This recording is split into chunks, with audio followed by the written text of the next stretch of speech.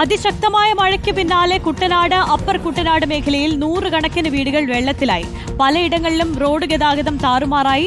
പമ്പ, അച്ചൻകോവിൽ ആറുകളിൽ ജലനിരപ്പ് ഉയർന്നതോടെ തോട്ടപ്പള്ളി പൊഴിയുടെ വീതി കൂട്ടാൻ 15 യന്ത്രങ്ങൾ കൂടി എത്തിക്കാനാണ് തീരുമാനം.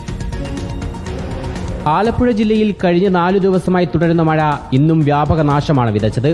തുറവൂരിൽ വീടിന് മുകളിൽ മരം വീണുണ്ടായ അപകടത്തിൽ ഗർഭിണിയായ യുവതിക്ക് പരിക്കേറ്റു. കോടന്തുരുത്ത് സ്വദേശിനി നിംജയ്ക്കാണ് പരിക്കേറ്റത്.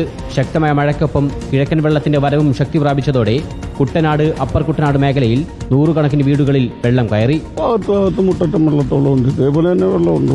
ഇത് ഇടയ്ക്ക് സാധാരണ എല്ലാ വർഷവും ഇവിടെ ഉണ്ടാകാറുള്ളതാണ്. പക്ഷേ ഇത്രയും രൂക്ഷമായിട്ട് പൊഴിമുറിക്കാത്തതൊക്കെ പ്രതിസന്ധിയാണ്. പൊഴിമുറിക്കാത്ത മെയിൻ ഒരു പ്രതിസന്ധിയാണ്. സർക്കാർ ഓഫീസുകളടക്കം കുട്ടനാട്ടിൽ വിവിധ സ്ഥാപനങ്ങൾ വെള്ളത്തിലാണ്.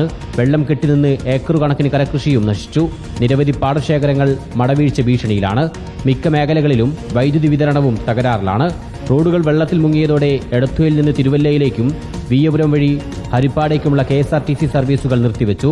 പമ്പ, അച്ചൻകോവിൽ, മണിമലയാറുകളിൽ ജലനിരപ്പ് ഉയർന്നതോടെ തോട്ടപ്പള്ളി പൊഴിമുഖം വീതി കൂട്ടാൻ കൃഷിമന്ത്രിയുടെ അധ്യക്ഷതയിൽ ചേർന്ന യോഗത്തിൽ തീരുമാനമായി.